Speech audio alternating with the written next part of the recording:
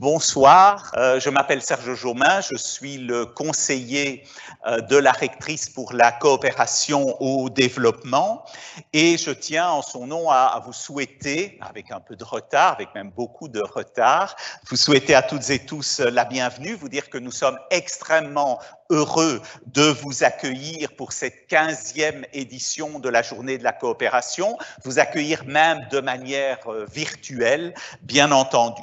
Alors, vous le savez sans doute, depuis une quinzaine d'années, le statut des activités de coopération au développement a changé dans nos universités. Autrefois, la coopération était considérée au mieux comme un élément que l'on plaçait à la fin de son CV académique dans ce qu'on appelait les services à la société de l'université. Aujourd'hui, ces activités ont une place dans les activités de recherche, d'enseignement, mais aussi de formation à la citoyenneté. Elles font même pleinement partie des stratégies internationales et de la stratégie de l'équipe rectorale actuelle. Et ce n'est sans doute pas un hasard si l'ULB est une des seules universités à avoir une vice-rectrice qui est vice-rectrice aux relations extérieures et à la coopération au développement. Je veux parler de ma collègue Anne Weyemberg. Depuis 15 ans, la journée de la coopération nous permet donc de souligner le dynamisme de nos actions de coopération au développement et chaque année, nous sommes vraiment émerveillés par la diversité, la richesse de ce que font nos collègues avec leurs partenaires des Suds. La journée de la coopération permet de les faire connaître à la communauté universitaire, de faire connaître aussi le rôle de notre ONG ULB Coopération. Et chaque année, nous présentons aussi lors de cette journée les opportunités d'emploi qui s'offrent pour nos étudiants. Et une fois encore, la traditionnelle table ronde des métiers de la coopération ce midi a eu un grand succès. Chaque année, nous présentons aussi à nos étudiants l'ensemble des bourses qui sont disponibles, des financements qu'ils peuvent recevoir pour faire, par exemple, une mobilité dans le Sud, pour faire un mémoire sur un pays des Suds.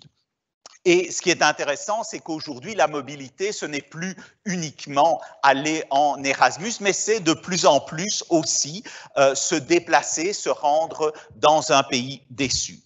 La journée de la coopération a aussi été pensée pour fêter nos boursiers des Suds présents sur nos campus et pour les remercier non seulement de leur présence, mais aussi de tout ce qu'ils apportent à notre communauté universitaire. Il y a traditionnellement un chouette cocktail à ce moment-ci, à la fin de la journée, qui les réunit et qui, pour y avoir souvent assisté, est vraiment un moment très agréable. Cette journée, ce cocktail, cette fois, n'a bien sûr pas lieu. Pourtant, l'équipe des relations internationales a trouvé une alternative, puisque ce matin, nous avons offert à tous nos boursiers, devant leur porte, un petit déjeuner pour les remercier de leur présence. D'autre part, je tiens aussi à remercier l'équipe de l'association des cercles étudiants qui a organisé comme chaque année un petit déjeuner solidaire dont les bénéfices seront versés au fonds Solidarité pour la communauté étudiante. La journée de la coopération se clôture enfin traditionnellement par un grand débat, une conférence liée à un thème d'actualité. Et cette année, nous vous emmenons en quelque sorte dans une autre dimension. Dans une autre dimension, je ne dis pas seulement cela parce que je parle devant une grande salle vide, mais à travers elle, à près de 300 personnes qui se sont inscrites pour ce débat, mais aussi parce que nous avons choisi d'organiser un débat bien dans l'air du temps sur le thème « Décolonisons la coopération au développement » ou en d'autres termes, en tant qu'acteurs de la coopération, arrêtons-nous un instant pour nous interroger sur notre façon de faire de la coopération au développement, pour nous interroger sur nos postures, pour examiner dans quelle mesure elles restent marquées par l'ancien esprit colonialiste. À un moment où les débats sur les questions décoloniales sont de plus en plus d'actualité, font l'objet de vives discussions un peu partout dans le monde, il est indispensable que l'ULB, comme toutes les universités, se penche sur ces questions. Le débat que nous proposons aujourd'hui s'inscrit ainsi dans une toute nouvelle dynamique soutenue par les autorités de l'université, dont le conseil académique a d'ailleurs créé le 1er mars dernier un comité intitulé Héritages coloniaux et décolonisation au pluriel. Ce comité est notamment chargé d'impulser de nouvelles politiques, de stimuler les recherches sur ces questions, mais aussi de répondre aux légitimes interpellations venant de notre communauté universitaire et du monde extérieur sur la mémoire coloniale de l'ULB.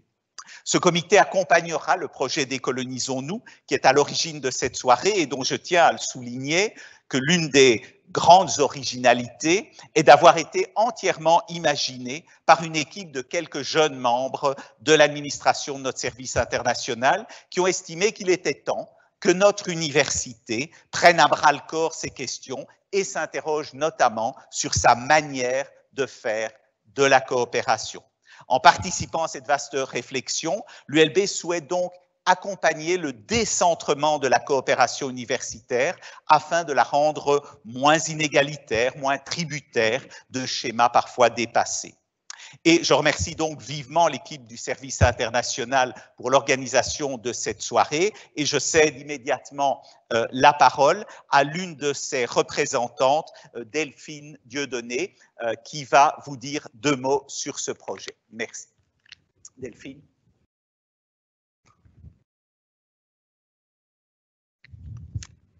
Merci beaucoup, Monsieur Jaumin, pour cette petite introduction.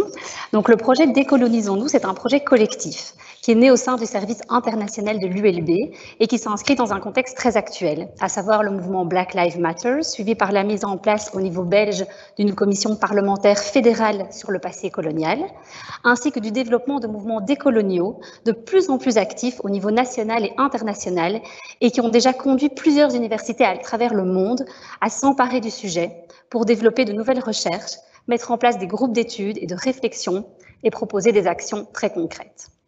Dans ce contexte, notre collectif a été frappé par plusieurs constats. Des constats d'abord globaux, dont des discriminations raciales structurelles qui continuent de marquer la société et les institutions belges au sens large. Le faible pourcentage de professeurs d'origine africaine et afrodescendants dans l'enseignement supérieur belge. La faible place de l'enseignement de l'histoire coloniale dans l'enseignement secondaire et un espace public qui est encore fortement empreint de notre passé colonial. Nous avons également pris en considération des éléments plus spécifiques aux relations internationales, la coopération qui est encore pensée de manière trop unilatérale et non pas dans sa globalité, et un rapport encore très inégalitaire dans les relations entre le Nord et les Suds dans la coopération au développement. Il nous apparaît donc que les aspects discriminants de l'héritage colonial sont encore présents sous diverses formes dans notre université. Aujourd'hui, via ce projet, nous souhaitons proposer une réflexion sur notre histoire coloniale et à partir de là, sur la décolonisation de l'université, en commençant par examiner comment décoloniser la coopération universitaire au développement. Il nous semble important de rappeler aussi ce lien entre le passé et le présent, pour comprendre comment nos représentations découlent encore des systèmes coloniaux et sont aujourd'hui encore à l'origine de nombreuses discriminations et inégalités. Décoloniser, c'est bien sûr un mot aujourd'hui fréquemment utilisé et nous proposons pour notre part d'emprunter ici la définition qui a été proposée par la School of Oriental and African Studies de l'Université de Londres, à savoir, c'est un effort pour interroger et transformer les héritages institutionnels, structurels et épistémologiques du colonialisme, en particulier lorsque ceux-ci produisent des injustices dans l'enseignement supérieur et des obstacles à la connaissance et à la compréhension. Notre projet vise donc 2 grands objectifs principaux. Le premier, c'est de décoloniser les relations internationales de l'ULB, c'est-à-dire en fait réfléchir et transformer notre façon de travailler avec nos partenaires des Suds afin de revoir celle-ci en profondeur. Le second objectif, c'est de sensibiliser la communauté universitaire à une décolonisation plus large de nos campus, mais aussi aux différentes inégalités qui découlent encore de ces héritages coloniaux. Ce projet se veut donc collectif et participatif. C'est pourquoi il s'appuiera particulièrement sur nos partenaires des Suds, sur les études qui sont menées dans les universités en Belgique et à l'étranger, sur les réflexions, les constats, les revendications des groupes militants, de la diaspora, des étudiants, notamment des afrodescendants, ainsi que des acteurs d'éducation à la citoyenneté. Il sollicitera également toute la communauté universitaire. Le débat de ce soir, c'est l'événement de lancement de ce projet. Nous sommes persuadés que cette discussion permettra d'enrichir la réflexion sur le sujet, ainsi que de débaucher des pistes concrètes pour mettre en place ce processus de décolonisation. Nous vous donnerons bien sûr rendez-vous pour d'autres types d'événements, que ce soit des activités ou des moments de réflexion sur le sujet. Il s'agit en effet d'un projet à long terme qui évoluera au fur et à mesure des actions menées et des échanges qui en découleront. Nous remercions chaleureusement nos invités d'avoir accepté de nous éclairer sur ce sujet et d'être présents aujourd'hui. Nous vous remercions également pour votre présence virtuelle si nombreuse et nous vous souhaitons une bonne et enrichissante soirée. Merci beaucoup.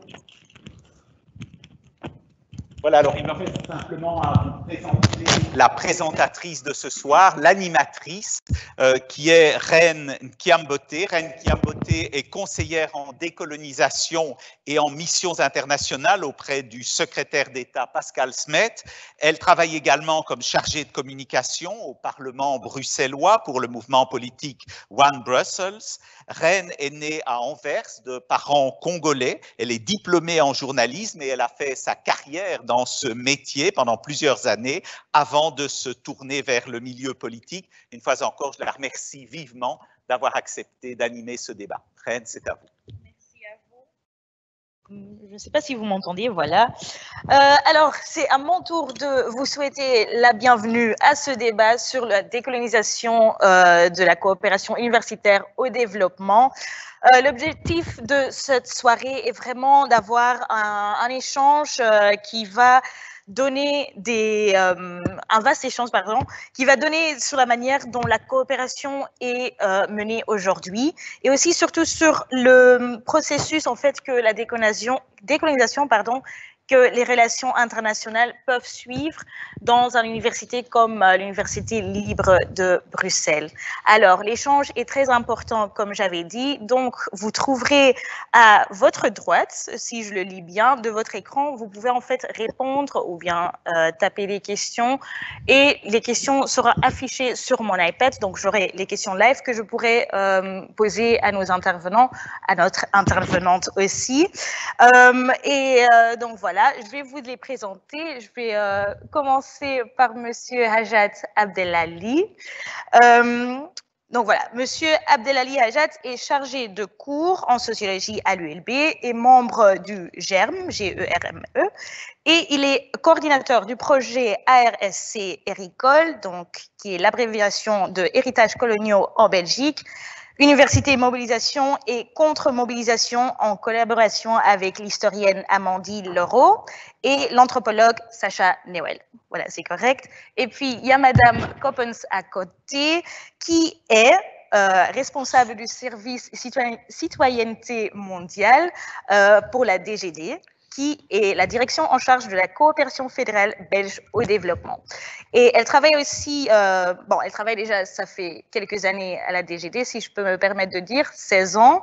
Elle est toujours de près ou de loin sur la coopération non gouvernementale et en gardant un œil sur l'éducation à la citoyenneté mondiale, qui est le ECM. Il y a beaucoup d'abréviations aujourd'hui, je vous préviens.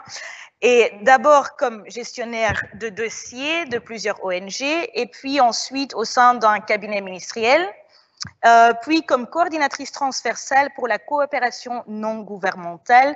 Depuis 2014, vous avez la responsabilité de votre service actuel. Donc voilà, et elle est vraiment spécialisée en ESCM. Et puis, j'ai Monsieur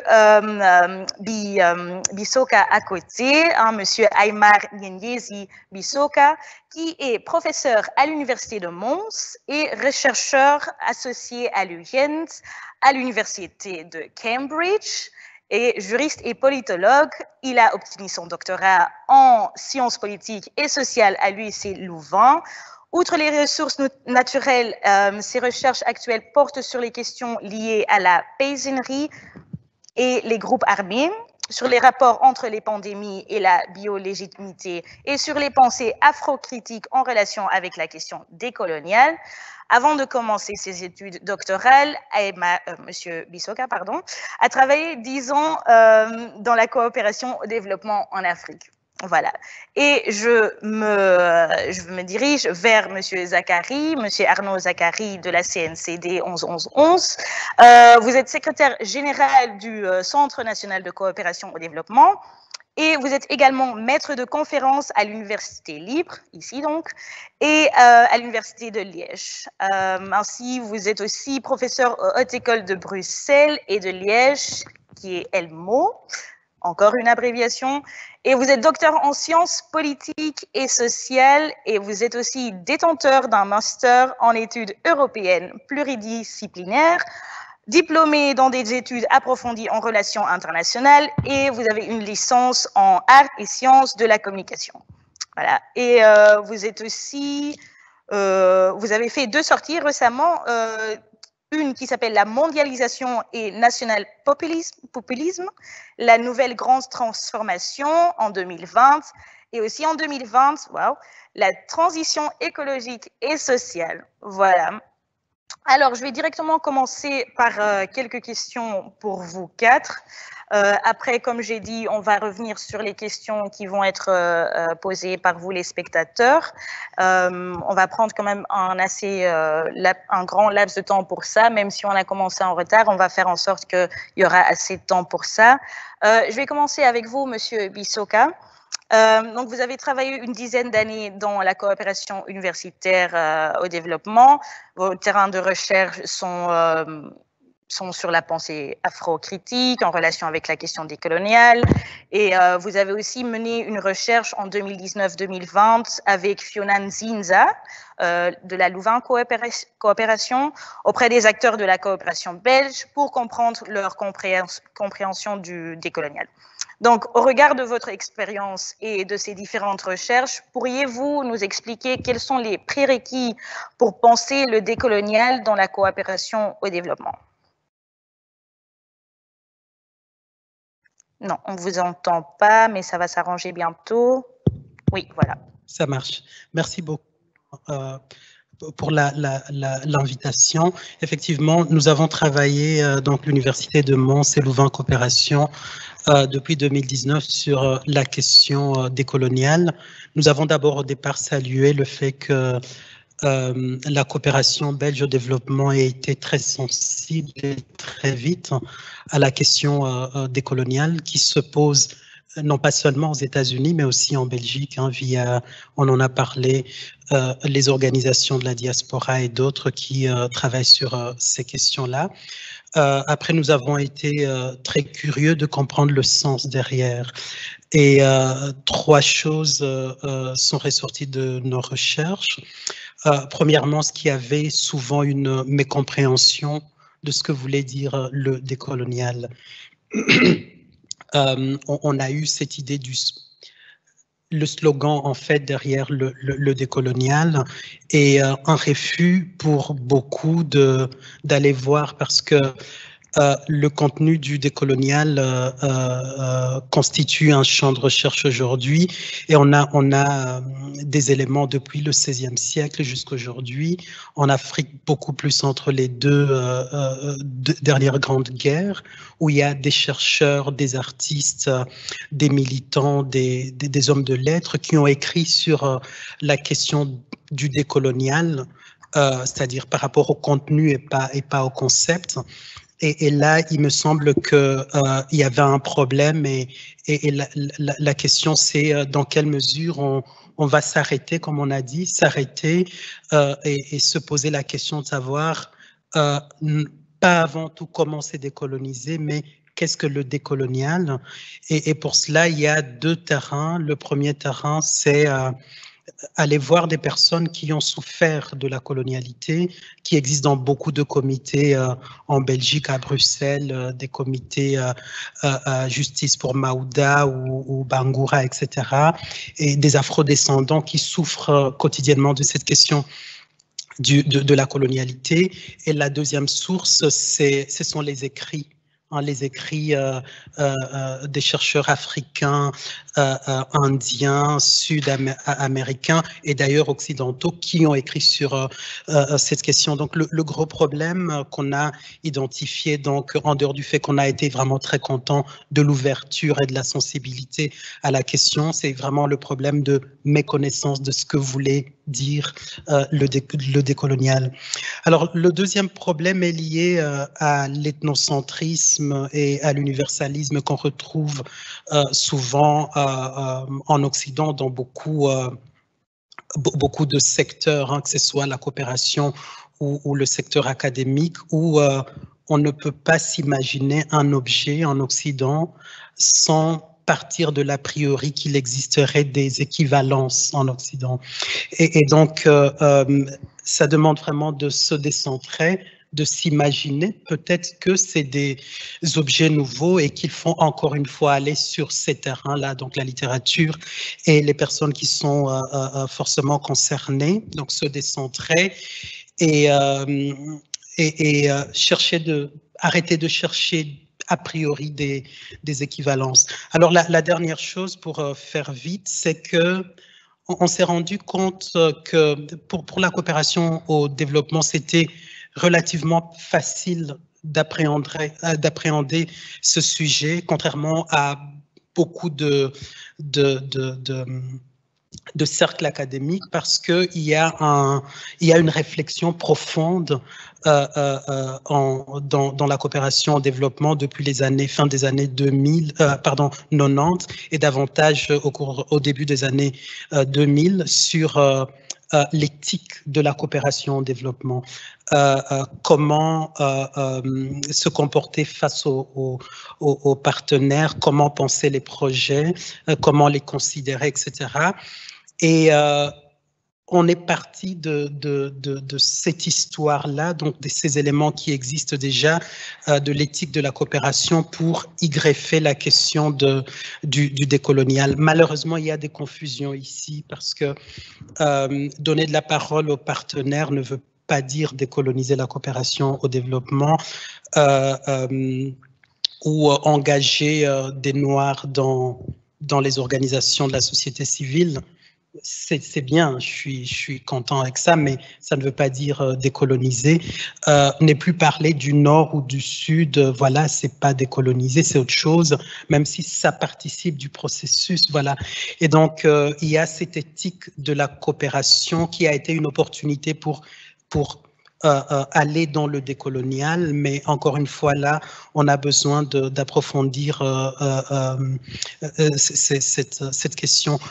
Pour finir, on sent lorsqu'on parle du décolonial, que ce soit au niveau de la coopération au développement et surtout au niveau académique, une sorte de vulnérabilité qui revient au sein de beaucoup d'acteurs, parfois de l'agressivité qui participe d'une forme de colonialité où on a du mal à s'imaginer que des Occidentaux pouvaient ne pas avoir des ressources pour penser un phénomène aujourd'hui qui s'impose sur le plan international. Et je pense que l'enjeu maintenant, c'est, comme on a dit au début, c'est s'arrêter, accepter cette vulnérabilité, travailler sur ce décentrement et essayer de comprendre ce que ça veut dire d'abord et ensuite voilà, avancer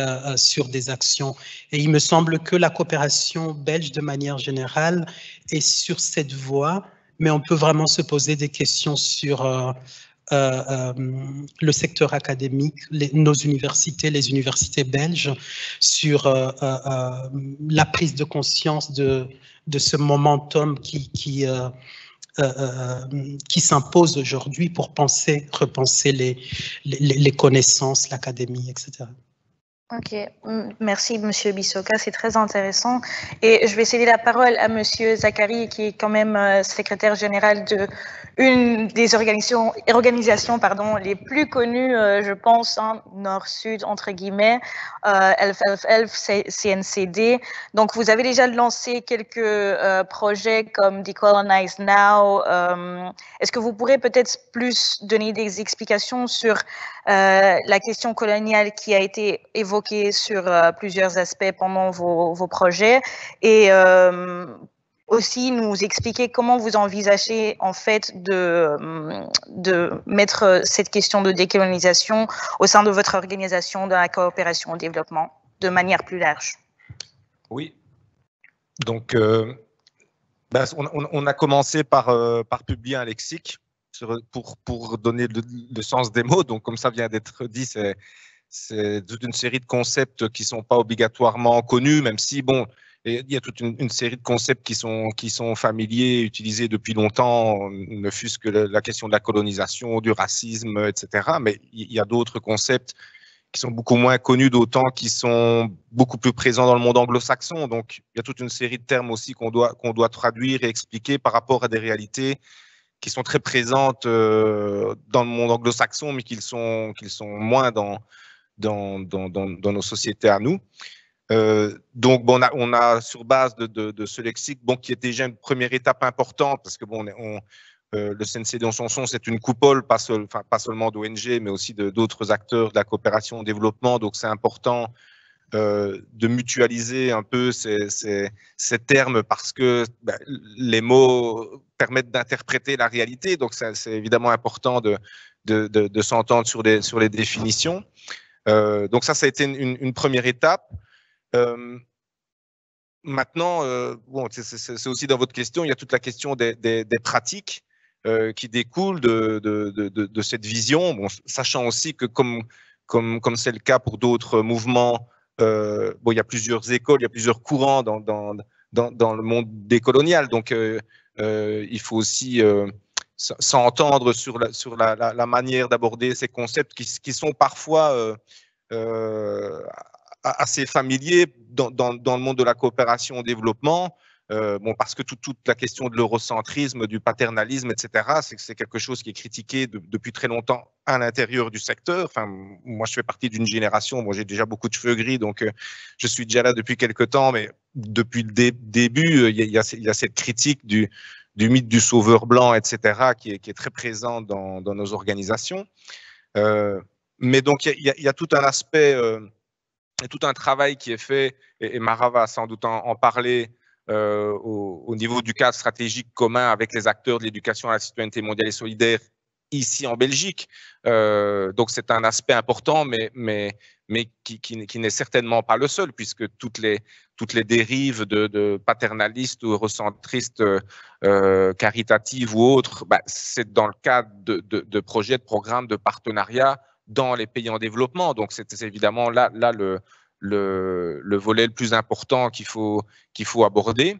Et puis, bon, au-delà de la question de l'aide, parce qu'évidemment, quand on parle du secteur de la coopération au développement, on pense à l'aide au développement, mais finalement, bon, dans les années 70, l'aide au développement, ça représentait les 3/4 des flux financiers nord-sud. Aujourd'hui, c'est moins de 15%. Donc, il y a toute une série d'autres sujets qui ont beaucoup plus d'impact et qui sont, à mon avis, teintés de colonialité ou de néocolonialisme et qu'on aborde aussi. C'est évidemment la question migratoire. Donc, on travaille énormément sur la question de la justice migratoire enfin, c'est évident, je crois que je n'ai pas besoin de développer. Mais aussi la question du climat qu'on aborde avec l'angle d'approche de la justice climatique. Pourquoi? Parce qu'il y a une responsabilité historique. Le changement climatique aujourd'hui qui a un impact exacerbé en Afrique subsaharienne, en Asie du Sud, c'est-à-dire dans les pays qui n'ont aucune responsabilité historique par rapport à ces émissions de gaz à effet de serre. Et si cette responsabilité historique, c'est le fruit de la révolution industrielle qui s'est déroulée dans le cadre du pacte colonial. Donc, de nouveau, il y a eu un lien évident qui a à faire avec ce type de questions. Bon, la question des accords de commerce international, l'échange inégal, les traités inégaux, le pacte colonial, c'était d'abord inscrit dans les relations commerciales, y compris à aller détruire si on prend le cas le plus évident de la Grande-Bretagne qui va pendant 50 ans être le seul pays au monde à connaître la révolution industrielle, sans la colonisation de l'Inde, c'est là qu'ils ont vu comment il y avait des techniques d'impression, de textiles imprimés. Donc, ils ont copié, ils ont interdit à l'Inde de continuer à le faire. Et donc, ils se sont appropriés ces techniques qui existaient en Inde avant d'exister en Grande-Bretagne. Donc, bon, c'est certainement pas le seul exemple qu'on pourrait citer pour expliquer comment la révolution industrielle n'aurait pas eu lieu sans l'exploitation coloniale. Et puis sur des sujets aussi d'actualité, on parle beaucoup actuellement de l'accès aux vaccins parce qu'il y a une répartition totalement inégale des vaccins contre le coronavirus, par exemple. Les 3/4 des doses ont été précommandées par les pays riches. Il y a 130 pays en développement qui n'avaient pas vu la première dose il y a encore quelques semaines. Donc, il faut aussi décoloniser le vaccin en quelque sorte. Donc, voilà, c'est à la fois la question de s'entendre sur les termes, aussi de voir comment les acteurs de la coopération au développement intègrent ce concept ici en Belgique par rapport à leur discours, par rapport à leur communication, par rapport à leur rapport avec les personnes issues de l'immigration, de la diversité, mais on ne peut certainement pas s'arrêter là, parce qu'autrement, il y aurait aussi une sorte d'eurocentrisme. Quand on est des personnes de deuxième, troisième, quatrième génération et qu'on est belge, pour moi, il faut considérer ces personnes-là comme belges. Et ce n'est pas des personnes du Sud, entre guillemets. Les personnes du Sud, elles vivent en Afrique, elles vivent en Amérique latine, elles vivent en Asie. Donc, c'est important d'appliquer ça aux pratiques, mais les acteurs de la coopération au développement, et même si on parle uniquement que des ONG, il y a une multiplicité d'acteurs qui ont des pratiques très différentes et des histoires très différentes. Et l'histoire des acteurs de la coopération au développement est d'ailleurs très conflictuelle entre des visions totalement différentes. Comme je le disais tout à l'heure, la critique du mythe du sauveur blanc, moi je l'ai toujours connue dans le milieu dans lequel je travaille. Mais il y a aussi tous les autres thèmes des relations internationales, ce qu'on appelle dans le jargon de la coopération au développement la cohérence des politiques en faveur du développement, mais qui est tout simplement de se rendre compte qu'à côté de l'aide au développement qu'on cible souvent exclusivement, en fait, ce n'est qu'une goutte dans l'océan des relations internationales, des relations financières et économiques internationales et toute une série d'autres sujets, ces sujets de cohérence, comme on les appelle, sont absolument centraux dans cette problématique. Passer à Madame Coppens, qui, comme Monsieur Zachary a dit, peut-être peut rebondir là-dessus. Donc, vous faites partie de la direction générale de la coopération au développement et aide humanitaire, qui a lancé récemment un projet intitulé Tracks for the Decolonization of the Belgian Development Cooperation. Pourriez-vous nous en dire plus et plus précisément, un avenir est-il selon vous envisageable pour la coopération au développement si celle-ci a pu être décolonisée? Donc, en effet, comme nous l'avons vu, la coopération au développement est vue par de nombreux chercheurs comme un instrument néocolonial, en fait, comme M. Zachary l'a déjà expliqué un peu. Bonsoir, merci et bonsoir à tout le monde. Merci pour l'invitation. Qu'est-ce que ce PSR sur les pistes de la décolonisation de la coopération belge? En fait, la coopération belge a un partenariat avec les coupoles universitaires, donc les coupoles qui regroupent les différentes universités tant francophones que néerlandophones. Et tous les ans, la coopération, grâce à ce partenariat, peut faire appel à des chercheurs et des chercheuses pour l'aider à mener des projets. Et donc, par exemple, j'ai pris quelques exemples de PSR qui ont été lancés cette année. Comment intégrer la dimension environnementale dans notre coopération au Maroc, comment tirer profit de la croissance démographique en Tanzanie, ou comment gérer les risques et faire une analyse globale des risques au Niger. Et un autre qui m'intéresse particulièrement, un travail préparatoire pour l'actualisation de la note stratégique sur la citoyenneté mondiale. Et donc, voilà, ça, ce sont quelques exemples de projets qui ont été lancés où la coopération belge demande le soutien d'académiques. Et donc, ces demandes sont soumises ensuite aux universités. Et s'il y a des équipes qui sont compétentes, disponibles et intéressées, elles peuvent introduire des projets pour aider l'administration dans ce qu'elle a demandé. La DGD choisit, donc l'administration choisit la proposition qui lui convient le plus s'il y en a plusieurs. Et donc, cette année, la DGD a déposé un projet pour l'aider à identifier les pistes pour la décolonisation de la coopération belge. Donc, ce projet part évidemment du constat des racines coloniales de la coopération au développement, part aussi du constat que malgré les tentatives passées pour avoir des partenariats égalitaires, avoir des approches participatives, etc., la coopération au développement reste très coloniale dans ses pratiques, dans son vocabulaire, dans ses approches, dans ses politiques, etc. Et donc, on a encore des relations de pouvoir très inégales, du paternalisme, et on considère encore et toujours le modèle des sociétés occidentales comme le modèle à atteindre. La coopération belge présume encore souvent savoir ce qu'il faut faire, comment il faut le faire. Or, on sait bien que le modèle occidental n'est pas un modèle, qu'il a engendré énormément d'inégalités, qu'il a aussi créé, enfin, contribué à créer plusieurs des crises, notamment la crise écologique qu'on connaît. Et donc, il faut revoir un peu mettre en lumière les principes qui sous-tendent notre coopération au développement. Il faut arriver à l'imaginer aussi autrement, et c'est pas forcément facile. Et donc, les objectifs que ce PSR s'est fixé, ce pourquoi on demande aux académiques de nous aider, c'est déjà d'identifier le colonialisme structurel au sein de la coopération belge, aussi bien dans ses approches, ses pratiques, le vocabulaire, etc. Mais aussi faire comprendre au personnel de la DGD les aspects coloniaux de la coopération, en particulier dans le cas belge, parce que bon, là on se retrouve entre personnes sensibilisées, mais c'est pas encore, et c'est vrai qu'il y a une ouverture, mais c'est pas du tout encore un débat qui est généralisé, dont tous nos collègues ont vraiment conscience et mesurent effectivement la profondeur et les implications. Et ensuite, le PSR demande aux académiques de proposer des pistes pour décoloniser la coopération.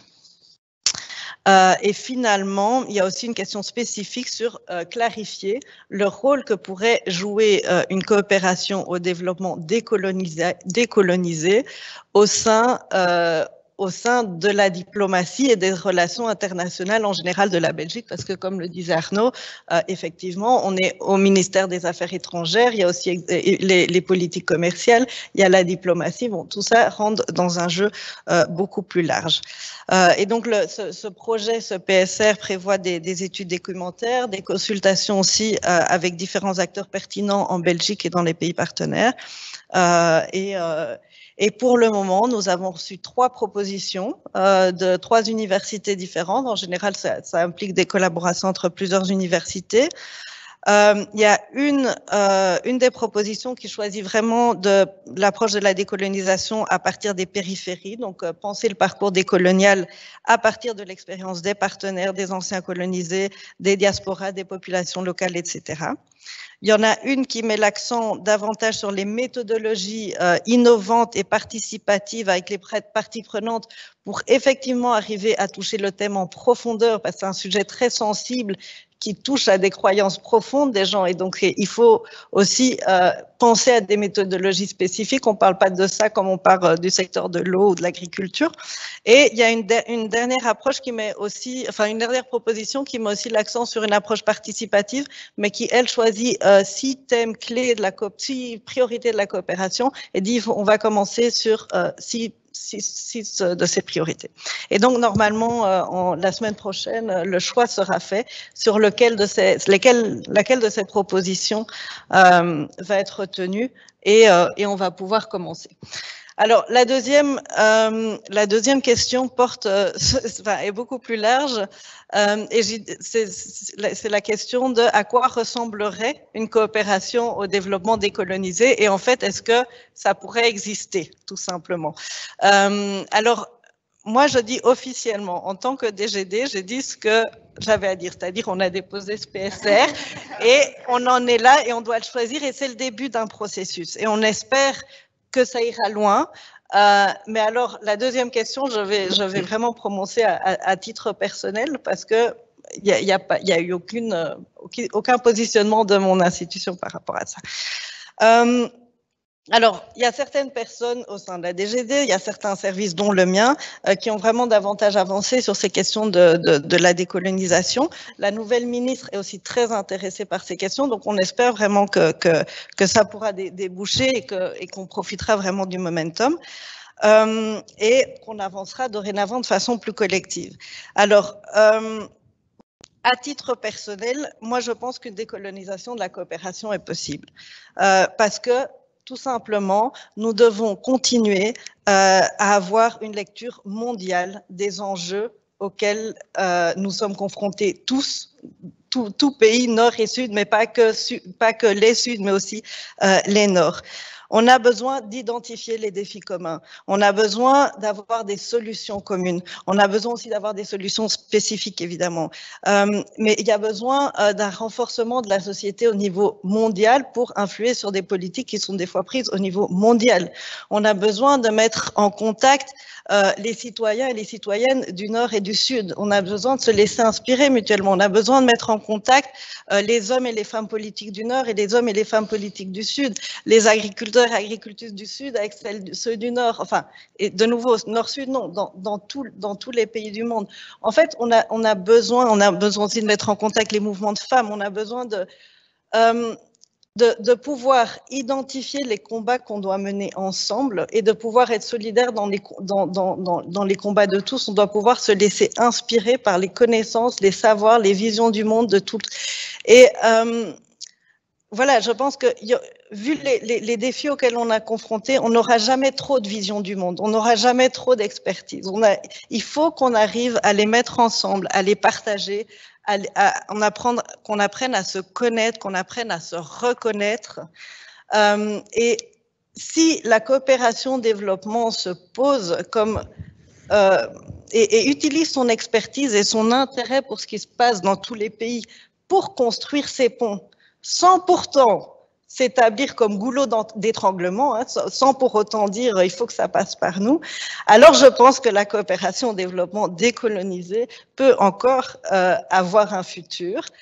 Et alors peut-être qu'on dirait que ça ressemblera tellement à autre chose que ce sera plus de la coopération au développement et donc dans les faits ça n'existe pas. Enfin voilà, ça c'est après. Mais oui, je pense qu'on a vraiment besoin, d'avoir ces lectures mondiale des enjeux et la coopération au développement doit certainement pouvoir contribuer à cet objectif. Voilà, on doit vraiment saisir le momentum, comme vous avez dit. Et j'aimerais passer à Monsieur Hajat, parce que comme vous êtes sociologue, peut-être vous pouvez rentrer encore plus profond dans ce sujet, parce que je n'ai pas encore entendu le mot racisme. On a déjà parlé d'inégalité, mais quand on parle de la coopération au développement, il y a aussi beaucoup de racisme et de discrimination dans la société, mais spécifiquement aussi dans les universités. Donc, vous êtes actuellement le coordinateur d'un projet que j'avais nommé tout à l'heure, l'ERICOL, Héritages coloniaux en Belgique. Donc, les universités, mobilisation et contre-mobilisation. Votre projet est de maintenant, ou de l'année passée, pardon, jusqu'à 2025. Donc, pourriez-vous nous expliquer brièvement en quoi consiste ce projet qui vient de commencer l'année dernière. Et par ailleurs, avec votre regard de sociologue, quels sont selon vous les enjeux pour un projet comme celui-ci dans un contexte universitaire, hein, par exemple en termes de parties prenantes pour un tel projet? En effet, le projet Ericole vient juste de commencer. Donc, malheureusement, je ne peux pas présenter des résultats de recherche qui permettraient de la discussion. Donc, la seule chose que je peux faire maintenant, c'est de rendre compte un peu des questions qu'on se pose. Et tout d'abord, peut-être définir héritage colonial. Qu'est-ce qu'on entend exactement par là? Donc, il me semble que pour le dire rapidement, un héritage colonial dans la société belge, ça renvoie à la présence du passé colonial dans le présent post-colonial. C'est-à-dire que toute une série de représentations, une série de pratiques qui ont été forgées par l'histoire coloniale belge se reproduisent après les indépendances qui ont lieu dans les années 1960. Et cela signifie que ces représentations, ces formes de hiérarchisation, ces formes de pratiques qui sont inégalitaires, fondées sur l'appartenance réelle à un groupe ethnique ou racial, constituent un ordre social dans lequel les Belges d'aujourd'hui naviguent. Et donc si aujourd'hui on peut observer à travers toute une série d'enquêtes sociologiques qu'il existe des inégalités raciales, qu'il y a une sous-représentation de groupes minoritaires dans certaines professions et qu'à l'inverse, il y a une surreprésentation des minoritaires dans d'autres qui sont souvent des professions les plus subalternes, c'est lié à cette histoire. Et donc les discours qui ont été tenus ici sur l'idée de reconnaître l'histoire coloniale pour pouvoir changer le présent, donc c'est très intéressant parce que ça montre que, comme pour d'autres formes d'inégalité, par exemple le sexisme, il faut s'intéresser au passé pour pouvoir changer le présent. Et donc, mais cette idée que le passé colonial a encore des conséquences dans le présent n'est pas une idée évidente. Puisque l'histoire coloniale belge n'a pas tout de suite, n'a pas fait l'objet d'un débat public jusqu'à la fin des années 90, début des années 2000, avec toute une série d'acteurs associatifs, politiques, journalistiques, artistiques, etc., qui se sont mobilisés pour dire qu'il y a un problème avec l'histoire coloniale. Plus récemment, donc, il y a eu le mouvement Black Lives Matter qui a eu une incidence forte en Belgique, mais ça fait des années, peut-être une dizaine d'années, une quinzaine d'années, une vingtaine d'années, que des militants posent cette question de manière claire dans l'espace public. Donc, un des axes de recherche de Ericole, c'est d'analyser ça. C'est comment l'histoire coloniale belge est devenue un enjeu public. Qui sont les acteurs qui se sont impliqués dans ce phénomène. Et ce qu'on se rend compte, c'est que, donc, par exemple, il y a un grand livre, un livre qui a joué un rôle important dans le débat public, c'était à la fin des années 90, donc celui du journaliste états-unien Adam Hochschild, donc qui est Les fantômes de Léopold II, qui a révélé au grand public toute une série d'atrocités qui ont été commises dans le cadre de la colonisation belge. Et en fait, ce que dit ce journaliste états-unien était connu du champ universitaire et il s'est appuyé sur le travail d'historiens de l'ULB ou d'autres universités. Et donc, ce qui signifie qu'il y a une production de savoir qui existe et qui ensuite est vulgarisée dans l'espace public à travers des journalistes, à travers des militants, etc. Donc nous, ce qui nous intéresse, c'est de voir comment le problème colonial est construit dans l'espace public et quelles sont les solutions qui sont apportées. Et là, la question des commissions qui ont été mises en place en Belgique est très intéressant parce que donc il y a eu la commission Lumumba, donc au début des années 2000, autour de la responsabilité de l'État belge dans son assassinat. Aujourd'hui, donc depuis le juillet 2020, donc il y a la commission fédérale parlementaire sur le passé colonial, donc c'est en train de se faire, donc on est en train de travailler sur cette commission pour voir comment ça se passe, et en termes de solutions, donc il y a des débats publics qui ont lieu sur, par exemple, la notion de réparation.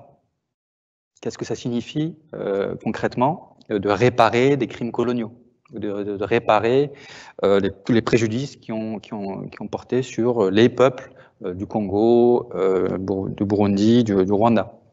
Qu'est-ce que ça signifie de mener une véritable politique antiraciste dans la société belge en tant que telle? Et on peut prendre l'exemple de l'université. Donc, et pour cela, à mon avis, un des enjeux, pour répondre aussi à votre deuxième question, c'est d'avoir des données empiriques qui permettent de mesurer statistiquement les inégalités raciales qui frappent les afro-descendants. Et de ce point de vue-là, il y a beaucoup de choses à faire, me semble-t-il, pour prendre en compte et rendre visible ce type d'inégalité. Et là, c'est vrai qu'il y a quand même une grande différence qui existe entre le monde francophone et le monde anglophone, comme vous l'avez dit tout à l'heure, puisque dans la manière dont la question des inégalités raciales dans le champ académique ont été traitées, le monde francophone a beaucoup de mal, a beaucoup de difficultés qui est liées à des histoires, des trajectoires historiques différentes. Mais il me semble que le contexte belge, universitaire académique belge, est plus favorable que dans d'autres universités francophones, notamment en France, que je connais bien, donc le monde français, où là, on est dans une logique de déni total, même jusqu'au plus haut niveau de l'État, alors que il me semble qu'il y a des formes de prise en compte de la question des héritages coloniaux dans le monde universitaire, dans les universités francophones et aussi néerlandophones belges. Mais il me semble qu'il y a beaucoup de choses à faire encore. Et il y a un travail qui doit être réalisé, tant d'un point de vue sociologique que d'un point de vue de politique publique. Donc, bon, moi, en tant que sociologue, je n'ai pas de conseils à donner. Voilà, je ne vais pas vous dire qu'est-ce que c'est qu'une bonne, entre guillemets, politique de coopération universitaire. Voilà, c'est pas mon rôle. Le rôle que je peux avoir, c'est de rendre compte des faits, et ensuite que ces faits puissent être utiles dans le cadre d'une action publique. Et par rapport à ces faits, il y a un des axes de recherche de Eric Hall qui est intéressant, c'est la question de l'histoire coloniale de l'ULB. Puisque, comme d'autres universités, l'ULB ou des membres de l'ULB ont été en lien avec l'histoire coloniale. Et donc, il y a beaucoup d'universités, parfois, même souvent de prestigieuses universités anglophones, que ce soit Harvard, l'Université de Glasgow, l'Université d'Édimbourg, l'Université de Bristol, etc., Cambridge aussi, donc il y en a plusieurs qui ont fait ce travail d'analyse, de liens qui pouvaient exister entre l'esclavagisme, notamment pour le cas des universités états-uniennes, et le colonialisme. Et rendre compte de cela, c'est une manière de décoloniser l'université. Donc, la question de la production des connaissances sur les liens entre l'université et la colonisation. Et pourquoi c'est important? Parce que il ne peut pas y avoir un décalage entre la prétention à un véritable universalisme qui est porté par la plupart des universités. Donc, c'est un peu c'est une revendication forte, l'idée d'universalisme, et en même temps être dans une logique du déni ou de dénégation. Donc, autrement dit, radicaliser l'universalisme suppose d'avoir une perspective qui prenne en compte véritablement l'histoire coloniale des universités. Donc, c'est aller plus loin que simplement dire que ça existe et que y a rien d'autre à faire, quoi. Voilà. Ensuite, dans cette perspective-là, donc c'est surtout Amandine Leroux qui est historienne, une grande spécialiste du Congo colonial, qui va travailler sur les archives de l'ULB et qui voilà, permettront de rendre compte de ça de manière scientifique, hein, de manière à partir des archives, à partir des données qui sont disponibles. Et on espère que ce mouvement qui est lancé par l'ULB puisse dialoguer avec d'autres universités belges, mais aussi d'autres universités francophones, internationales, pour voir en gros qu'est-ce qu'on fait. Voilà. Qu'est-ce qu'on fait en tant qu'université, une fois qu'on sait ça, une fois qu'on a des informations historiques, une fois qu'on se rend compte que donc l'institution dans laquelle on a ont participé d'une manière ou d'une autre à la reproduction des inégalités au niveau international avec des pays, etc. Qu'est-ce que c'est qu'une véritable politique antiraciste dans le monde universitaire? Et là, il y a pas de solution, on va dire, magique. On est peut-être là au tout début des réflexions et un des enjeux, à mon avis, ce sera le partage d'expériences avec d'autres universités. Donc, par exemple, la notion de décolonisation des universités, c'est pas nouveau en fait. Dès les mouvements anticolonialistes, dès les indépendances, il y a eu cette idée de décoloniser l'université des Suds.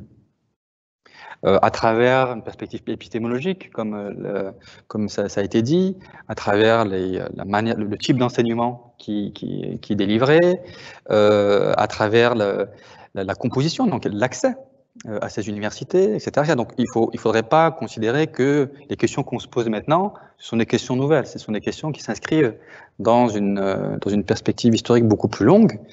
Et il y a un peu, il me semble-t-il, des mouvements par à coup. Donc il y a eu le mouvement de décolonisation et des indépendances qui a produit d'immenses livres, d'immenses réflexions sur qu'est-ce que c'est qu'une université véritablement universelle. Qu'est-ce que c'est qu'un savoir qui produit, qui ne soit pas surdéterminé par les logiques orientalistes coloniales. Et ça, il ne faudrait pas l'invisibiliser en fait quand on parle de décolonisation maintenant. Et il y a eu un nouvel à-coup, une nouvelle sortie de cette question-là au début des années 2000, notamment en Afrique du Sud, avec le mouvement Rhodes Must Fall. Donc Rhodes, qui était un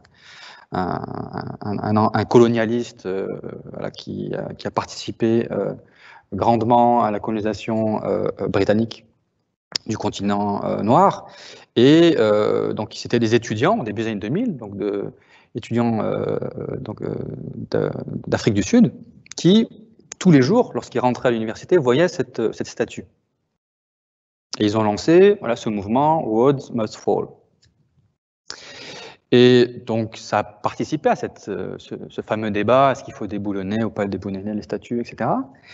Et quand on lit ce qu'écrivent les étudiants qui ont porté cette mobilisation, on se rend compte que l'enjeu, c'était pas seulement ça. C'était pas seulement la présence dans l'espace public d'une figure colonialiste, raciste, ségrégationniste, etc. C'était de manière beaucoup plus large la question de la démocratisation de l'université sud-africaine. C'est-à-dire qui y a accès. Et me semble-t-il, quand on regarde le débat sud-africain, décoloniser l'université, ça signifie démocratiser l'université.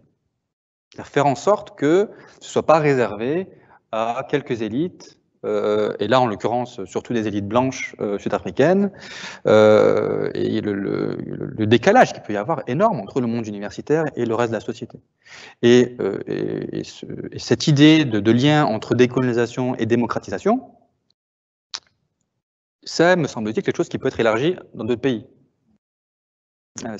Même pour une université comme l'ULB, une université comme l'université de Mons, etc. Est-ce que décoloniser l'université, c'est pas aussi ça? C'est faire en sorte que le savoir qui est produit, faire en sorte que les ressources qui sont disponibles dans les universités soient rendues accessibles au plus grand monde, et en particulier des classes populaires, des minoritaires qui généralement sont filtrés entre guillemets, dans le processus d'avancée dans la carrière universitaire. Et voilà, donc un peu comment est-ce qu'il pourrait y avoir une traduction en fait de cette notion de décolonisation de manière pratique. Parce que, comme il a été dit tout à l'heure, il faudrait éviter que cette notion de décolonisation, ça devienne une sorte de slogan. Justement, voilà. En parlant de traduction, il y a une question, hein, on va passer aux questions. du public. Il y a une question sur, il y a plusieurs questions sur le vocabulaire. Hein. Donc, qu'est-ce qu'on va faire avec le vocabulaire sur la décolonisation de la coopération au développement? Monsieur Bisoka, je vais passer à vous. Dans le cadre d'une volonté de décoloniser les pratiques, mais également le vocabulaire qui est lié à cette pratique-là, ne serait-il pas opportun d'abandonner le vocable coopération au développement, justement? Je pense que le sujet a déjà été abordé pendant vos échanges, mais peut-être, Monsieur Bisoka, vous pouvez répondre en premier. Allez-y. Oui, vous m'entendez? Non? Oui. Oui, voilà. Oui, merci. La question est très intéressante. C'est deux choses à dire. Premièrement, le décolonial, c'est un champ de recherche. Lorsqu'on dit, par exemple, désormais, il faut tenir compte des aspects genre à l'ULB, on ne demande pas de définir quelques concepts pour que les gens comprennent c'est quoi le genre. Il en est de même de l'environnement. C'est un champ de recherche et il s'agit de définir, de dire de quoi il s'agit, hein, comprendre vraiment, lire. On vient de le dire, c'est des choses dont on parle, sur lesquelles on a écrit depuis le XVIe siècle, tout au moins, par des esclaves, ensuite dans les champs coloniaux. Et après, durant la période postcoloniale et davantage les dernières décennies dans les pays anglo-saxons et en Afrique, et surtout les 10-20 dernières années au Codestria, à Dakar, aux ateliers de Dakar, au Point Sud, etc. C'est un champ de recherche avec un contenu propre et vous avez dit, il n'y a pas d'unanimité là-dessus, mais de quoi on parle d'abord? Il ne s'agit vraiment pas de questions de concept. Et ce qui ressort de plus en plus, c'est que on parle des possibilités de décentrement, et donc là, on sort.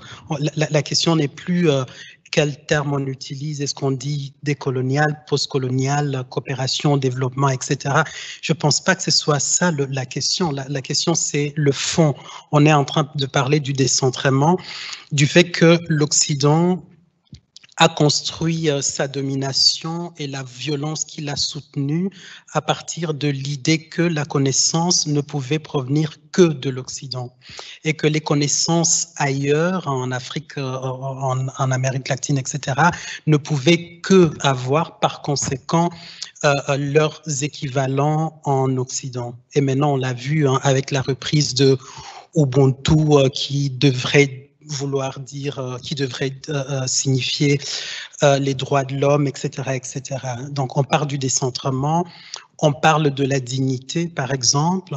On parle, un exemple ici de Noirs de la 3e, 4e génération qui ne peuvent pas se considérer eux-mêmes comme étant des Belges, mais plutôt des Belges afro-descendants, pas au nom de cet idéalisme-là, selon lequel, parce qu'on est en Belgique depuis toujours, non, parce que on leur a toujours retourné hein, sous forme de reflet cette idée qu'ils étaient déterminés par la couleur de leur peau.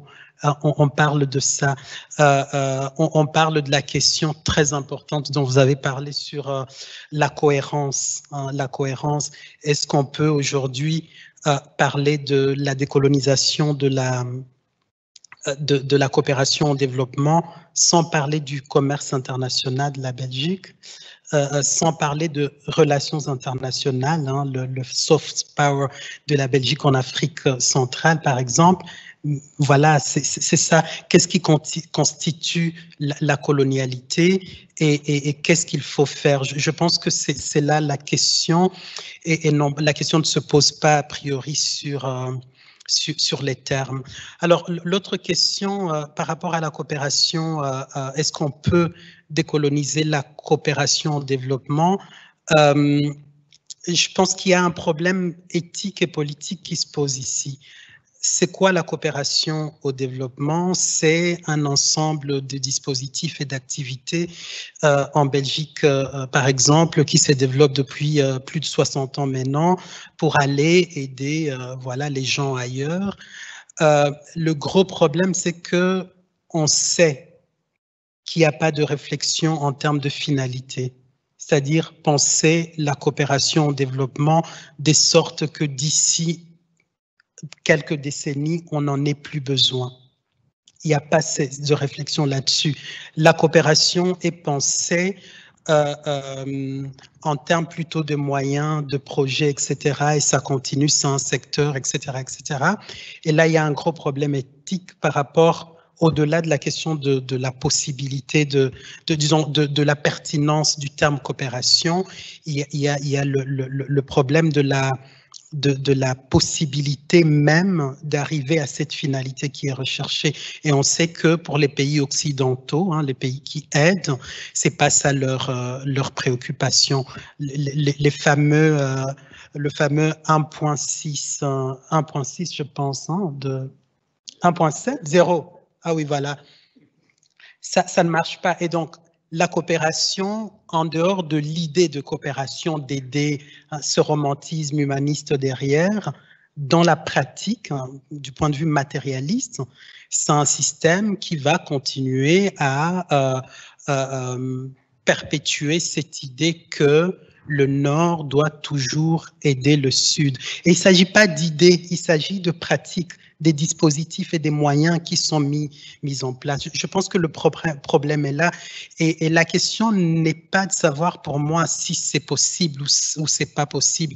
La question, vous l'avez dit, le monde qui est le nôtre aujourd'hui, avec les défis environnementaux, droits humains, injustice, néolibéralisme, etc., etc., on ne peut plus le faire résoudre ces problèmes sans les autres, sans la communauté mondiale.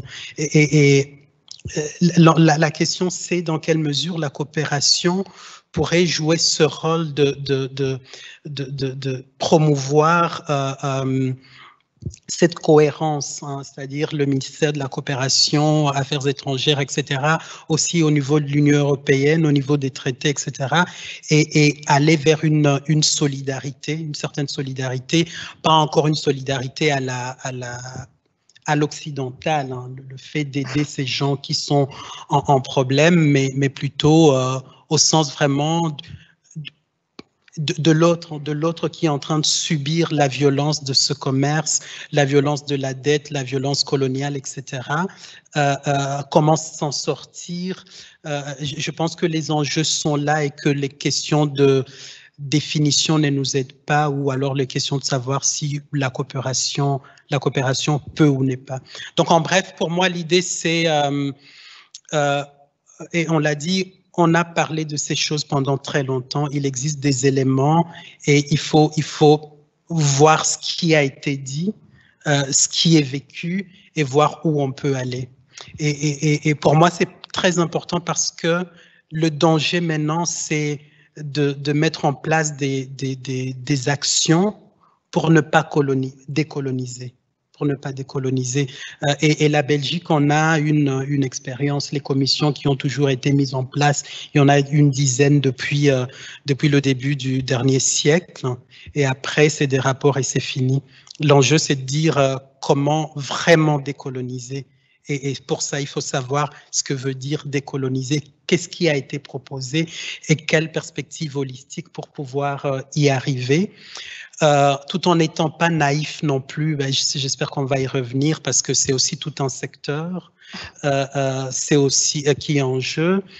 C'est aussi tout un positionnement de la Belgique, de l'Union européenne par rapport à la Chine et à la Russie en Afrique, par exemple. Et on doit parler de toutes ces choses pour pouvoir définir ce que veut dire vraiment décoloniser. Mm-hmm. Vous avez parlé des dispositifs comme des aides financières et tout ça. Et justement, il y a une question pour Madame Coppens.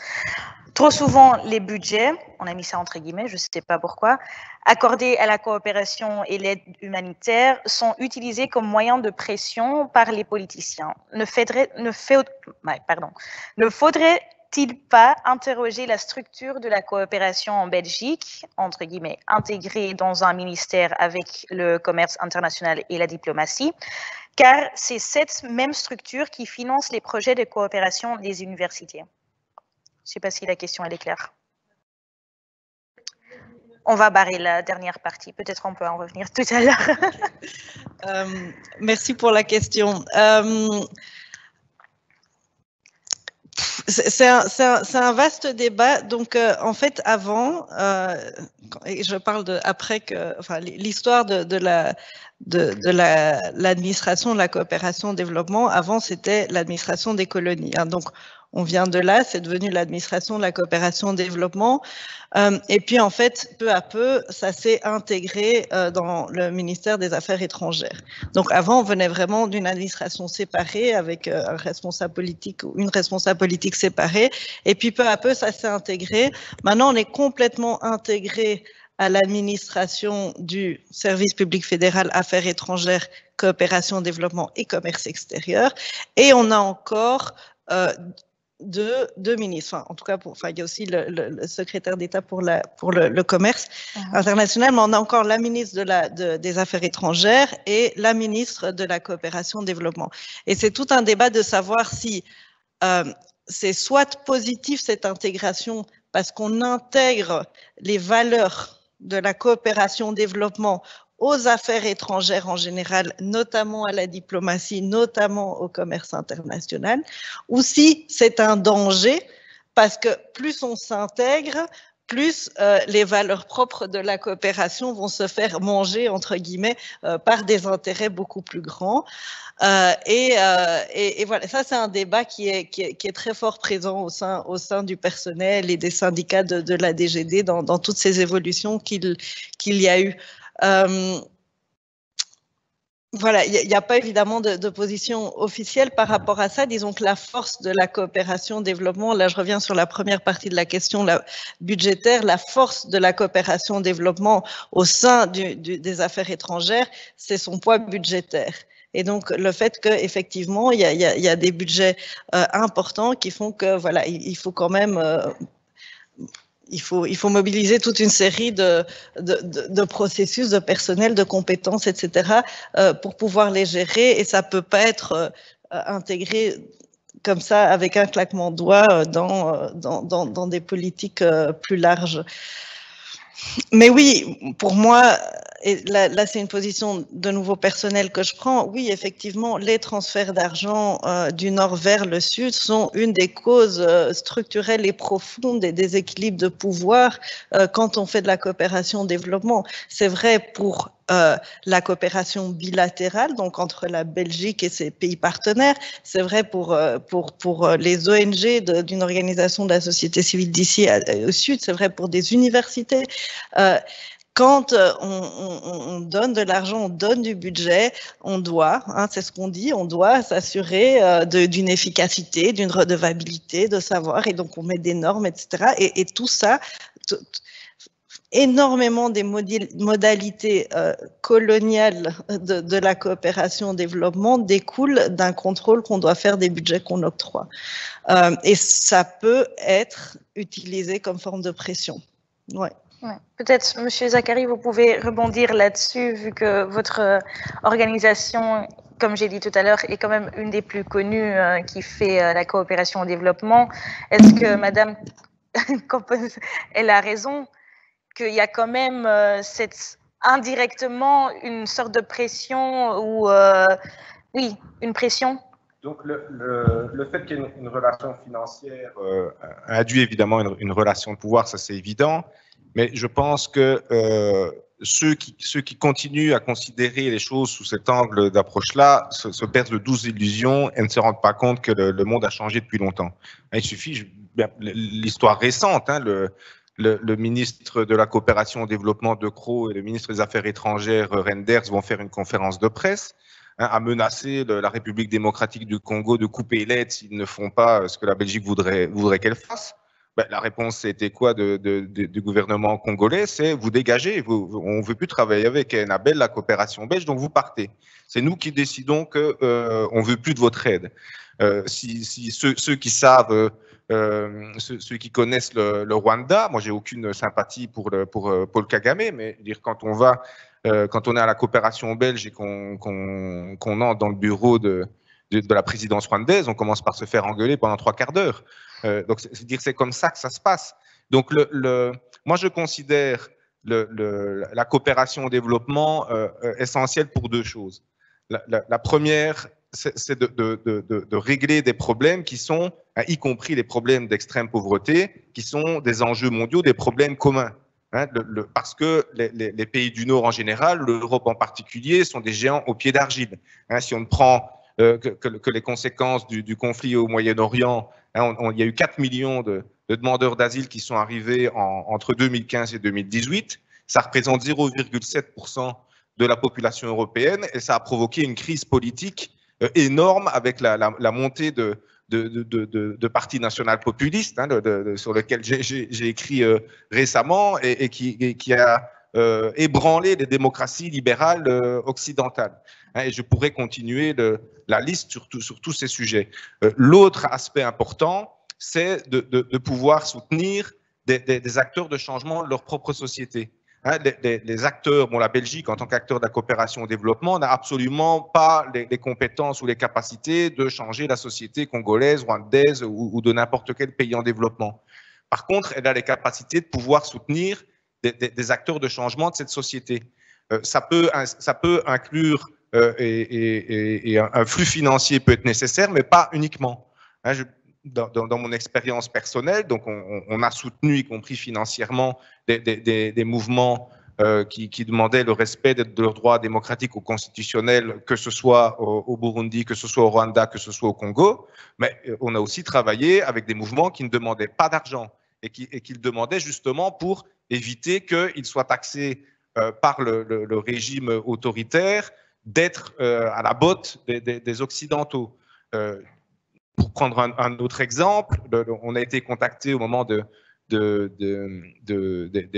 événements au Burkina Faso qui a mis fin à la dictature de Blaise Compaoré par les mouvements citoyens qui demandaient de coopérer avec nous, mais ils ne nous demandaient pas d'argent et surtout pas.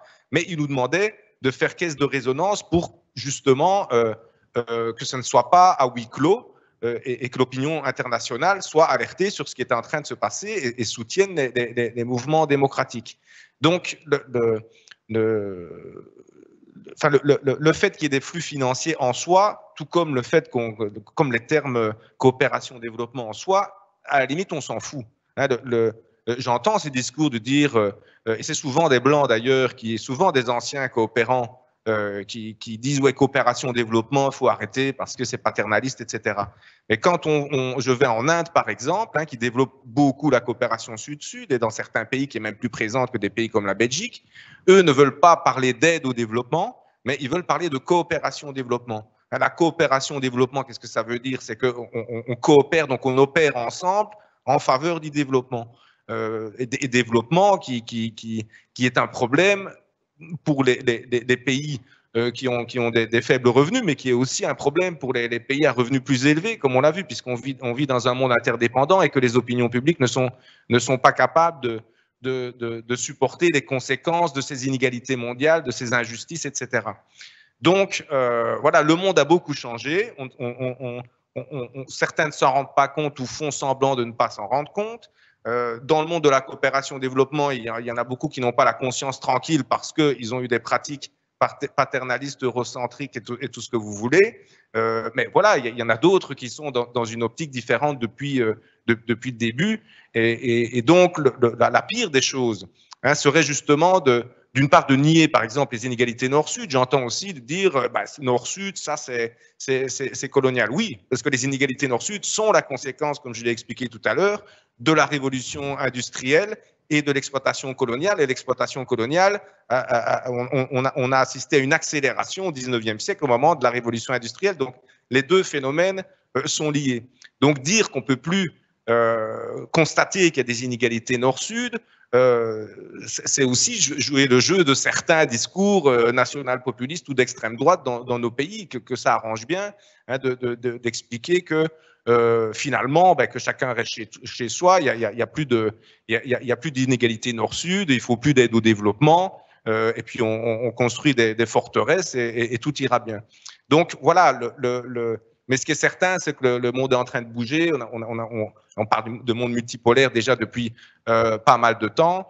On voit qu'on devient complètement dépendant, y compris de masques. Hein, si on prend la réalité, il suffit d'aller voir au Maroc, tout le monde avait un masque pour rien du tout au Maroc, hein, donc juste de l'autre côté de la Méditerranée, alors qu'ici, on était incapable de pouvoir mettre à disposition des populations des masques, et on expliquait même que ça servait à rien, hein, il y a un an. Donc voilà, je pense que le fétichisme sur les termes, enfin les termes sont importants, hein, mais ça serait très simple de dire on change de nom et on fait exactement la même chose. Et donc, on va se retrouver dans une génération à constater les mêmes dégâts qu'aujourd'hui. Ce qu'il faut, voilà, c'est se rendre compte qu'on est dans un monde interdépendant, qu'on est tous dans le même bateau, mais qu'on n'est pas du tout assis à la même place. Donc, quand il y a des secousses, il y en a qui sont beaucoup plus touchés que d'autres, mais que ça va finir par affecter toutes les personnes qui sont dans le bateau. Donc, moi, ce que je dis toujours à ceux qui ont un discours égoïste ou nationaliste ou que sais-je, c'est de dire c'est dans notre intérêt aussi de pays riches à développer cette coopération internationale, parce qu'autrement, dans un monde interdépendant, il y aura les effets boomerang et on en paiera le prix, comme on le constate d'année en année. Hein. Il suffit de voir en Belgique quels sont les événements qui ont ébranlé les gouvernements ces dernières années. C'est systématiquement des sujets qui proviennent des pays en développement, des pays du Sud. Hein, le dernier gouvernement de Charles Michel, il est tombé sur le pacte migratoire aux Nations Unies. Hein, et je ne dois pas expliquer ce qui est en train de se passer depuis un an avec un minuscule virus qui nous vient aussi de l'autre bout du monde. Il y a quelqu'un qui veut réagir sur ce que M. Zacharie a dit? Non? Vous pouvez. Allez-y, Madame Poppens. Non, je partage beaucoup des analyses. Effectivement, le financement n'est pas le problème central, mais le finance a ses relations de pouvoir, mais est un problème important. Je veux dire, avoir des relations égalitaires avec des mouvements citoyens, des autorités locales, n'importe qui, quand il n'y a pas de transfert financier, c'est beaucoup plus facile. C'est beaucoup plus facile parce que si on collabore, ça veut dire qu'on a du win-win de deux côtés. Mais quand il y a des transferts financiers, c'est possible, mais c'est difficile et c'est un gros enjeu quand même pour la coopération et sur cette question de la décolonialisation. Ok. Malheureusement, j'arrive à la dernière question du public. Donc, et celle-là est pour Monsieur Hajat. Au niveau académique, comment pourrions-nous arriver à moins d'inégalités à partir du moment où de nombreux chercheurs et enseignants ou enseignantes des Suds n'ont pas accès aux bases de données scientifiques, vous avez parlé de ça aussi tout à l'heure, aux revues scientifiques pour pouvoir mener leurs recherches et enrichir leur enseignement, justement? C'est une bonne question. Le problème du système universitaire, c'est qu'il reproduit des inégalités qui sont des inégalités au niveau mondial. Donc, on a des collègues qui viennent des Suds et qui n'ont pas forcément des ressources suffisantes pour pouvoir mener leurs recherches comme elles le souhaitent.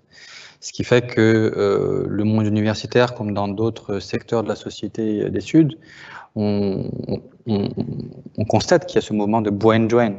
Voilà, donc les universités occidentales sont pleines de brillants chercheurs, chercheuses en toutes disciplines, sciences sociales, sciences dures, parce que ces personnes n'ont pas réussi à trouver un environnement suffisamment stable et suffisamment, on va dire, approprié pour pouvoir mener des recherches comme elles le souhaitent. Et la question, c'est quelles sont les raisons? Qu'est-ce qui explique ce brain drain?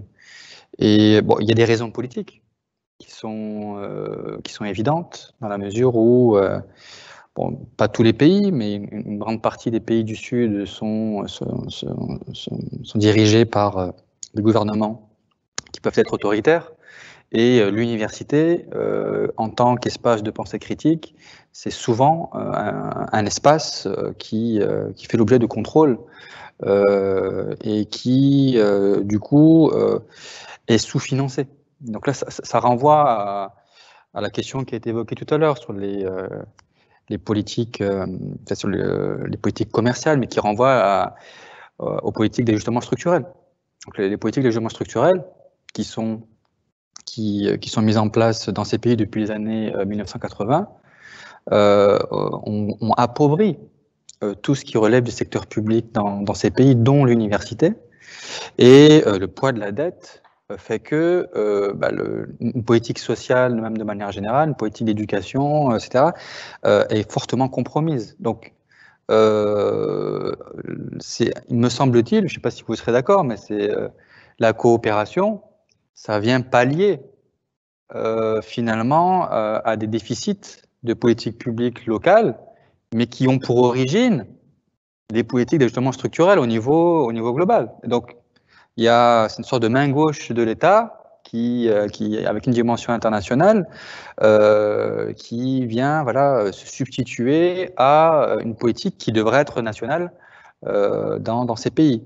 Donc, il y a une tension qui est très forte par rapport à ça. C'est cette pression qui sont exercées sur les gouvernements et qui a un impact sur les universités. Et donc sur la question du partage des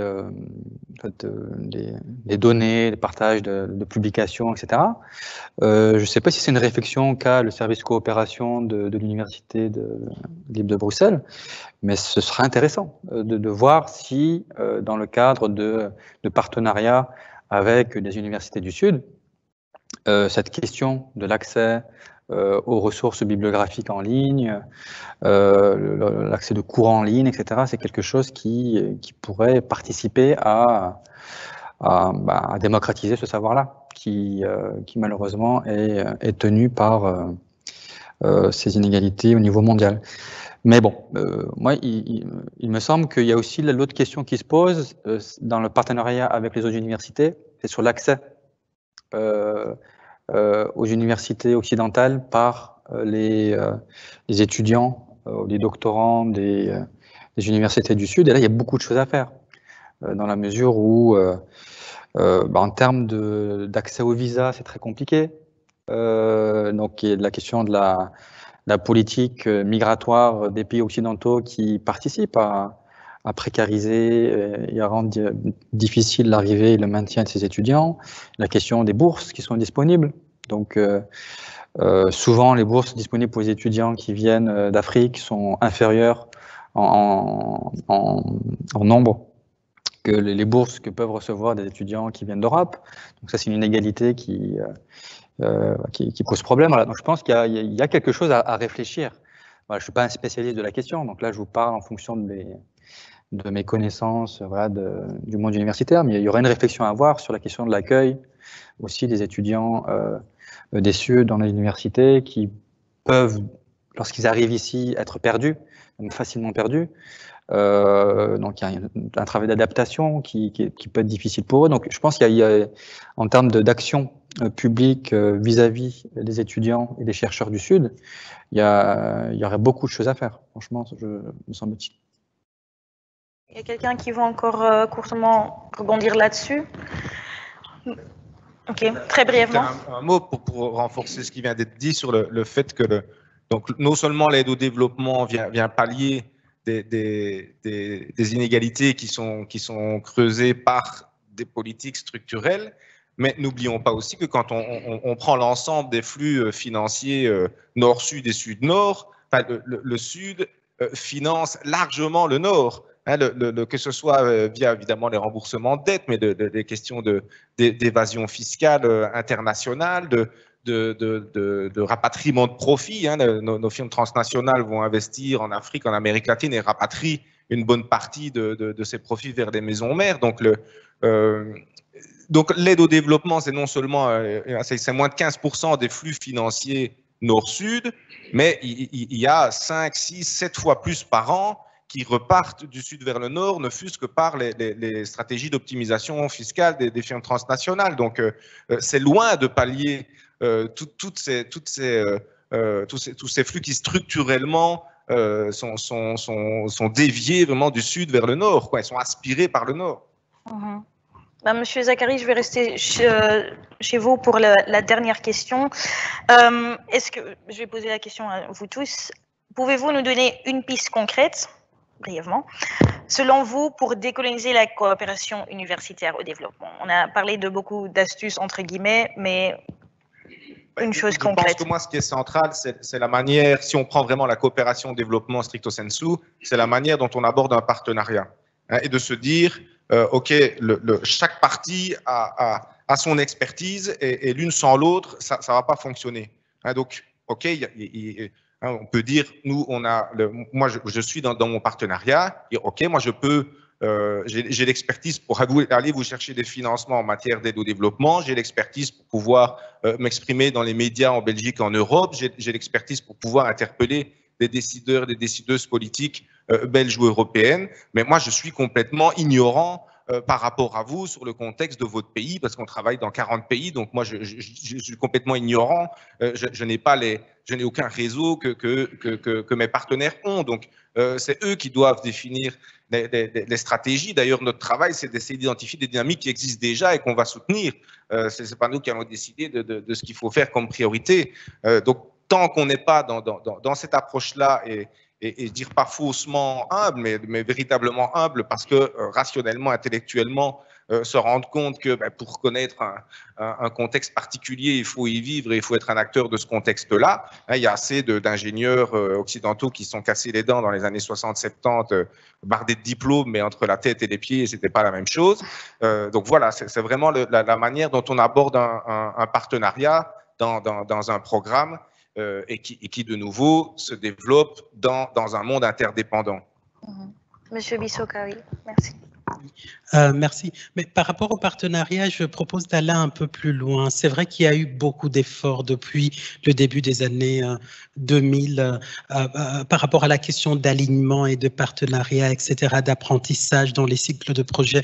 Mais pour avoir travaillé dans la coopération belge et suisse en Afrique des Grands Lacs pendant très longtemps et sur le terrain, je pense pouvoir dire que le gros problème se trouve vraiment dans des questions de rationalité. Ça veut dire quoi? Lorsqu'on a de l'argent pour aller aider des paysans congolais à cultiver, qu'est-ce qui se passe? Je pense que c'est ça c'est là que ça se pose au-delà des questions d'organisation. Oui, on peut se dire, on va essayer on va leur dire que nous, on a de l'argent, eux, ils ont la technique, mais pourquoi ça n'a pas marché depuis 20 ans qu'on en parle? C'est ça qu'on quitte la question du partenariat, de relations égal à égal, etc., pour aller vers la question décoloniale. Comment s'est construit cette incapacité pour les coopérants de se décentrer et de ne pas être en mesure d'apprendre de ces paysans? Qu'est-ce qui s'est passé pour qu'ils croient que, en fait, les meilleures solutions pour ces petits paysans, cultivateurs, pêcheurs, c'est des solutions qui ont été pensées ici? Pourquoi ils n'arrivent pas à comprendre en fait que leurs solutions, même si elles ont marché en Belgique, elles ne vont pas nécessairement marcher dans ce contexte-là? Je pense que c'est là qu'on va faire un pas en plus par rapport à ce qu'on a fait dans la coopération au développement les 20 dernières années. Alors là, peut-être la dernière chose, c'est par rapport à la coopération universitaire au développement universitaire, je ne sais plus comment on dit. Mais là, il y a vraiment des gros problèmes. Je vois encore des pratiques qu'on retrouvait dans la coopération au développement de manière générale dans les années 60. À l'époque, qu'est-ce qui se passait? J'étais ici, je connaissais quelqu'un, je faisais une petite organisation, j'avais des financements. Vous savez comment ça se passait, hein, de manière très artisanale à l'époque, ça continue aujourd'hui au niveau universitaire. Ça se passe entre des réseaux avec des professeurs. Je connais des programmes de master, de doctorat qui ont été mis en place entre un partenaire ici, un partenaire sur place, sans consultation du ministère. Après 5 ans, on a des diplômés, mais des diplômes qui ne sont pas reconnus par le ministère. Pourquoi? Parce qu'on est toujours dans cette histoire de un blanc au nord connaît un noir au sud, on a dessous, on va les aider parce que vous connaissez un objectif général, résultat et blablabla. Et voilà, ça se passe comme ça. Mais vraiment, il y a encore des gros problèmes au niveau de la coopération universitaire. L'autre question, c'est ce qu'on vient de dire, c'est par rapport aux inégalités de traitement et des conditions pour les boursiers africains qui viennent ici. J'ai eu des collègues qui avaient 24 mois de bourse pour leur doctorat, face à des personnes ici, des Belges, pour la plupart de blancs, parce que en fait, ce qui crée la couleur, ce sont ces différenciations. La couleur de la peau, c'est vraiment la différenciation dans les conditions matérielles. Vous avez des gens qui ont 24 mois pour faire leur doctorat, pour faire leur terrain, et on attend à ce qu'ils puissent faire le même travail que les doctorants blancs belges qui sont là. Et oui, j'ai vu des collègues profs qui s'énervaient par rapport au travail, à l'inefficacité de ces boursiers-là du Sud. Mais voilà, ARES, DGD, la coopération belge de manière générale, je pense que c'est une question sur laquelle il faut revenir parce que si on veut former des personnes au Sud, alors il faut les mêmes conditions et la même qualité. Et l'autre question, enfin, c'est... Monsieur Bissouka, on n'a pas beaucoup de temps, voilà, je suis désolée. Bon. Donc, je vais directement passer à Madame Coppens, qui peut, je pense, rebondir sur ce que vous avez dit sur les ministères. Tout à fait. Alors, la coopération universitaire en Belgique, elle se mène via l'intermédiaire des coupoles universitaires, donc l'ARES et l'EVLIR. Et c'est au niveau de l'ARES et l'EVLIR que sont décidées et mis en place en concertation avec la DGD les règles de cette coopération universitaire. Les deux coupoles universitaires ont la marge pour adapter leurs modalités de coopération universitaire. D'ailleurs, ce sont des acteurs assez particuliers au sein des partenaires de la coopération non gouvernementale parce que ce sont les seuls à fonctionner avec des appels à projets, des bourses, et ils ont des règles spécifiques qui répondent à leurs besoins, à leur réalité, à la coopération universitaire. Et ben, moi, je pense que ce qu'il faut pour décoloniser la coopération universitaire, c'est que les universités qui sont membres de ces coupoles donnent un mandat clair aux coupoles universitaires pour pouvoir revoir les modalités en fonction d'une approche décoloniale. Et donc, je pense que ce projet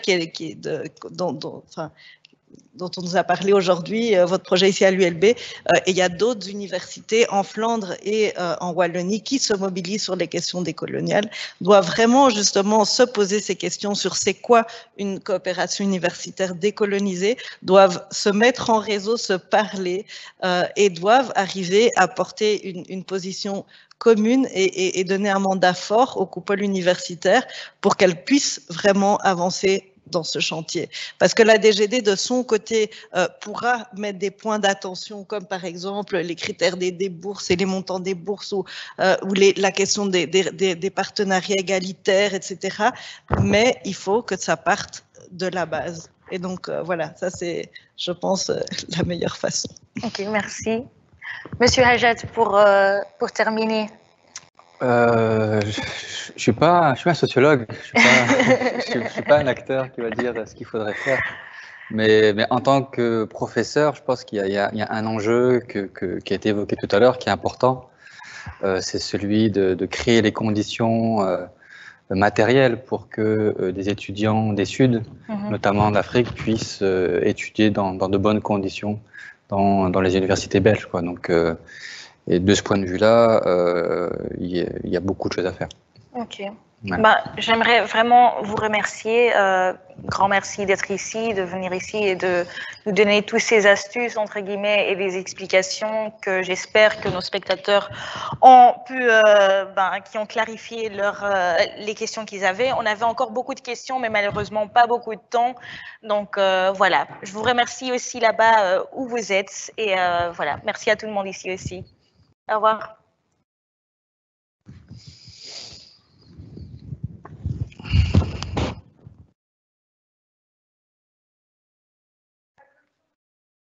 Ah oui, pardon, il y a encore la clôture de Serge qui va venir sur le plateau pour dire un dernier mot. Non, c'était simplement, on avait décidé de ne pas conclure en fait, et donc simplement de vous remercier toutes et tous d'avoir participé. Vous étiez très nombreux aussi. J'ai été faire un tour en régie pour voir les questions, et ce qui est très intéressant, c'est que les questions, en quelque sorte, participaient à la réflexion, participaient à ce que vous avez dit ici sur le plateau. Il ne s'agissait pas, comme on pouvait le penser, éventuellement d'avoir un débat assez vif. Bon, globalement, il s'agissait plutôt d'essayer d'aller encore un peu plus loin que ce que vous proposiez. C'était une des choses intéressantes. Donc, il y a eu pas mal de questions aussi, malheureusement. Vous aurez l'occasion de les voir, mais on a eu plus d'une trentaine de questions très argumentées. Il ne s'agissait pas de 2-3 lignes. Les personnes qui nous suivent ont pu les voir. Elles ont porté beaucoup sur le vocabulaire aussi. On avait commencé par cela. Il y a eu toute une série de questions aussi sur le rôle de l'économie, le commerce globalement, c'est pas uniquement les universités. Et puis également, qu'est-ce que les universités peuvent faire? C'était aussi un autre élément qui a été fortement développé. Alors, un grand merci parce que en fait, et je pense que vous l'avez dit à plusieurs reprises, ici, il n'y a pas de solution magique, vous avez dit notamment, M. Hadjat, et je pense que c'est vraiment cela. C'est-à-dire qu'on est au début d'une réflexion et tout ce que vous nous avez apporté ici, on tient à vous en remercier parce qu'on va commencer, je veux dire, à partir de là, il y a toute une série d'études et les études que vous avez menées, notamment à Mons, sont extrêmement intéressantes aussi.